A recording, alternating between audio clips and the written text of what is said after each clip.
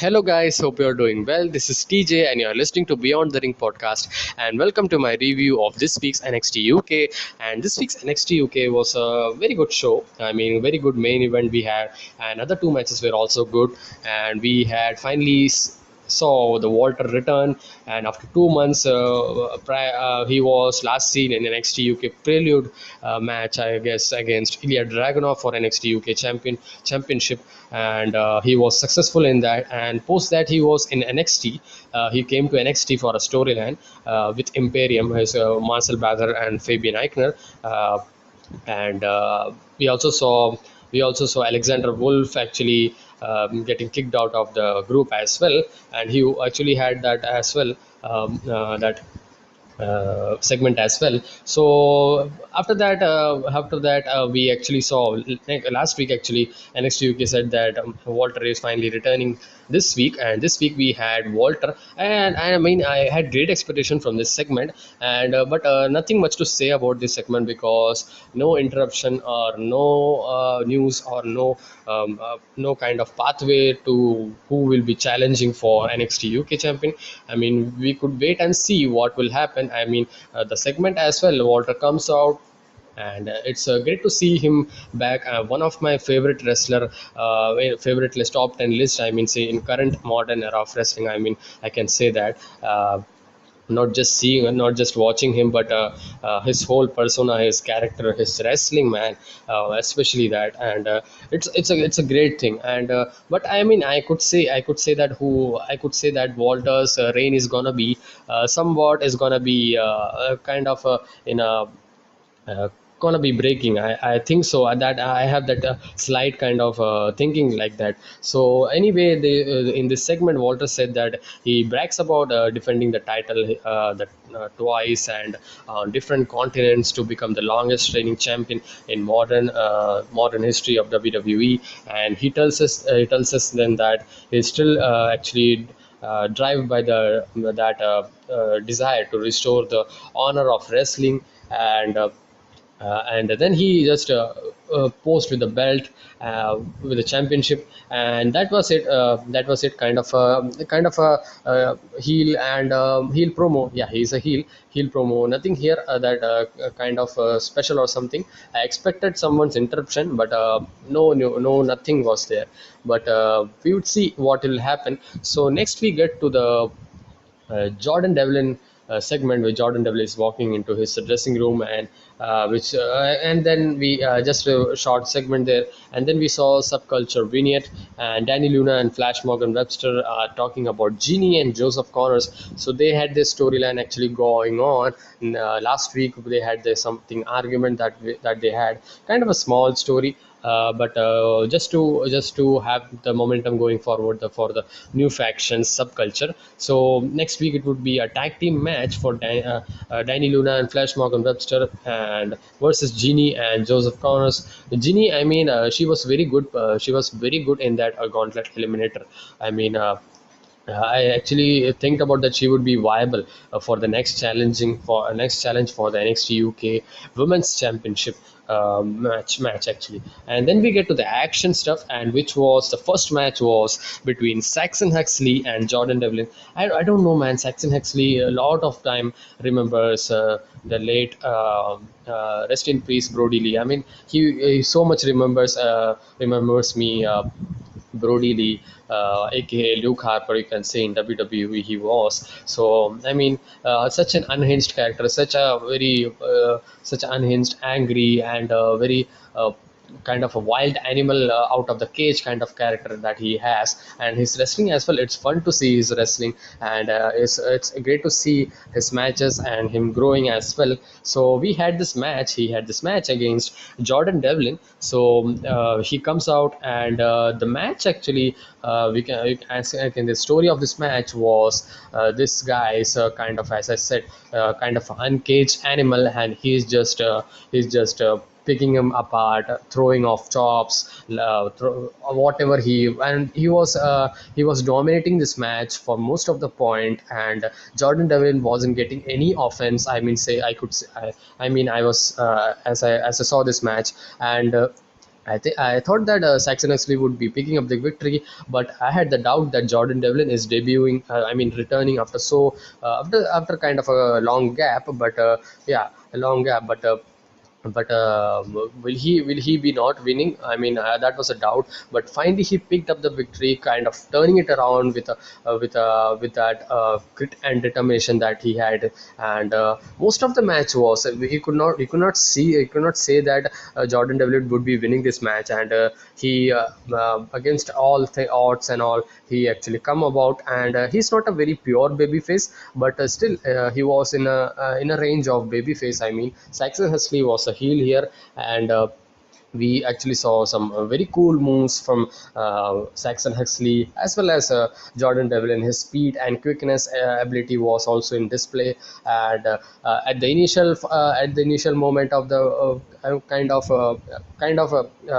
most of the matches, we saw Saxon Huxley was dominating, and he was unable to control this uncaged animal, Saxon Huxley. But finally, he got the victory then, and finally got the victory by that Devlin slide, that Saito kind of suplex that his finisher is. And he picked up this big guy, man. I mean, was a very great to see that he kind of picked this guy, just grab his hand, and just pulled him over, and get that Devlin side back suplex kind of maneuver, that his finisher, and he get the victory, man. And he done his job. So that was a good match, good opener. I mean, I was into this match. I like this match, so you can check out this match. And then we got a next match, which was tag team match, kind of a number one contenders match.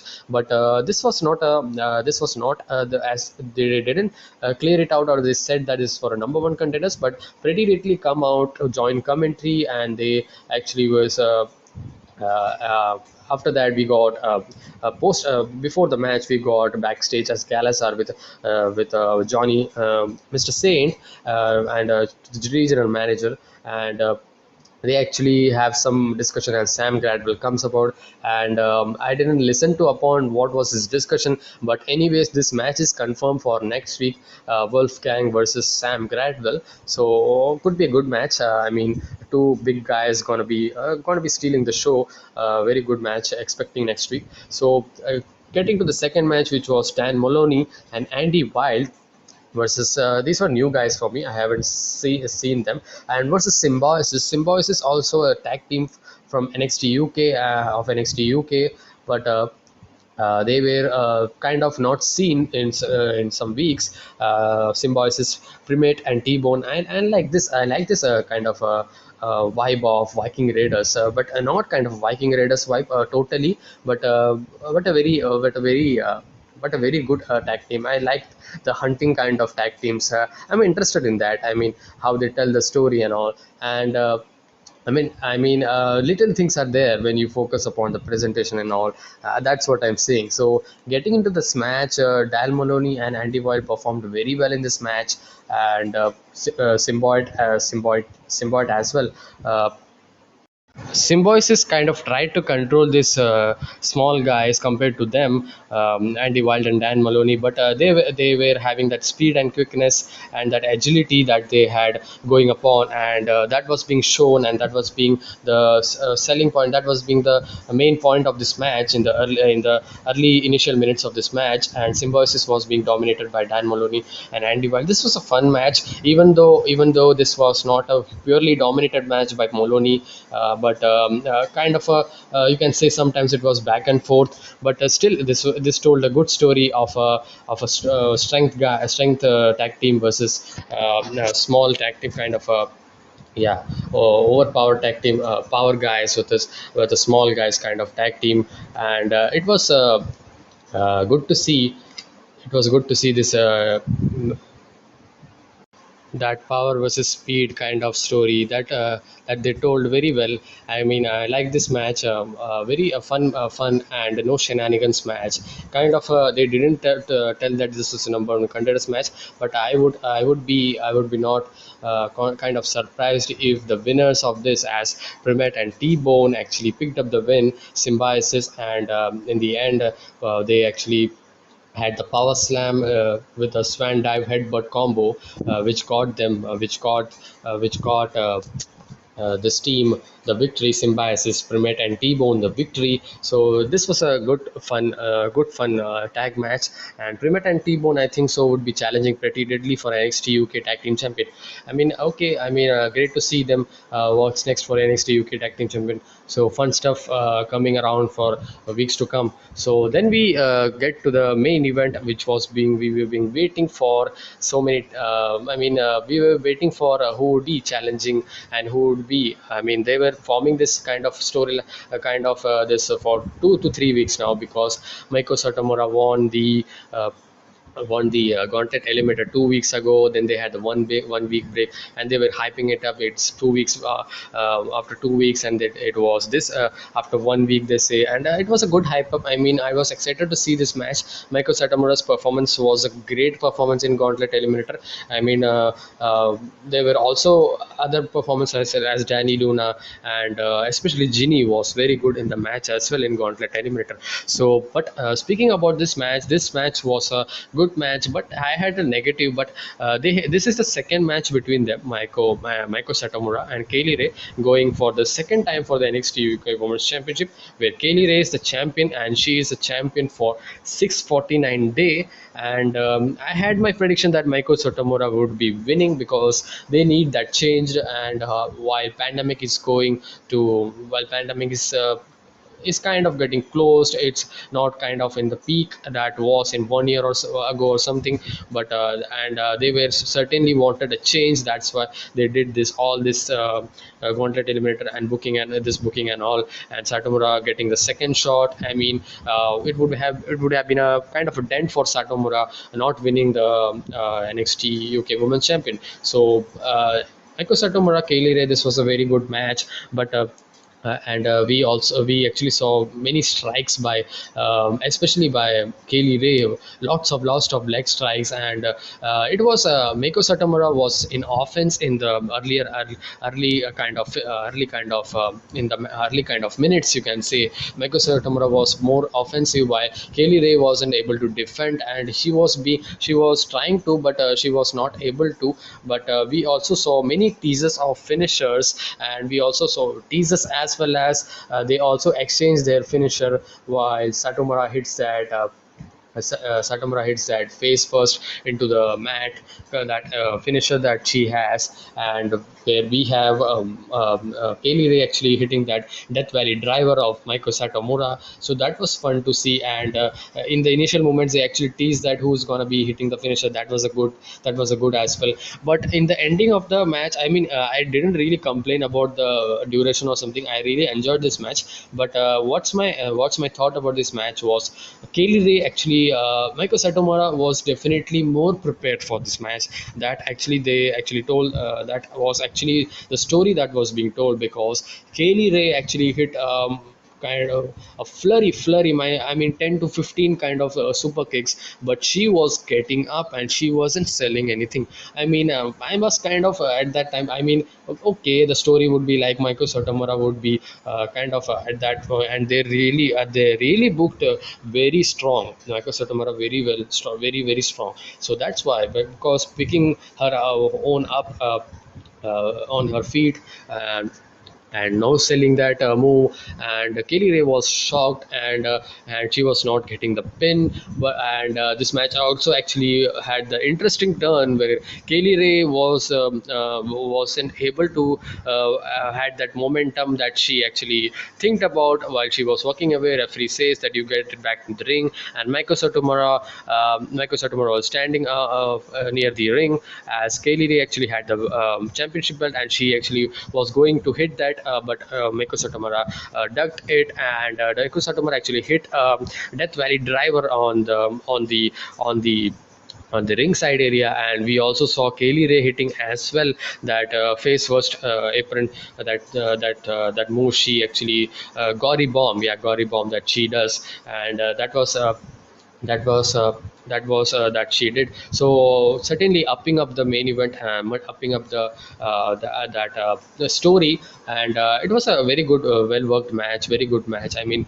both of their performance was very good, commendable effort by both of them. I mean, but I'm not nitpicking, but I had only one thing, that the selling would have been better. I mean, would be the story that I can think about other way, that would be Meiko Satomura was even more prepared for Kaylee Ray. That was a story that he was telling, that she was telling. It would have been better that she would have sell for for some seconds, and then picking her up and getting on her own feet, and have that fighting spirit, and have that shout, kind of an angry and shouting moment. That would have been good, and she didn't show that. She was laughing as she was she as Kaylee Ray was kicking the hell out of Meiko Satomura. So very good match. I mean, I haven't seen the first match. We'll have to see that match, but certainly maybe it would have been better. And as I'm seeing that Kaylee Ray is planning to be called onto the main roster by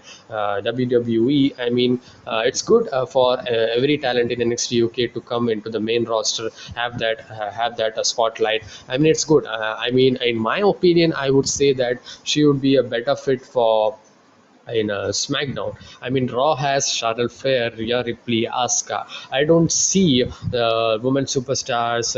Kind of you can certainly introduce in Raw as well a new face, but the booking is the baddest thing that Raw Monday Night Raw is going on. They have the stars, but they don't know how to book, and they don't know how to book the character and storyline, who to turn heel, who to turn babyface. So I'm getting into the another topic right now, I know that, but still I would say that she would be a better fit for SmackDown. SmackDown has Bianca Belair, Sasha Banks, Bailey at the top, and these are only at the top because yeah, Bailey is the top, Sasha Banks is the top. I mean, no, I know that, but introducing Kaylee Ray would also be good. I mean, it would be good.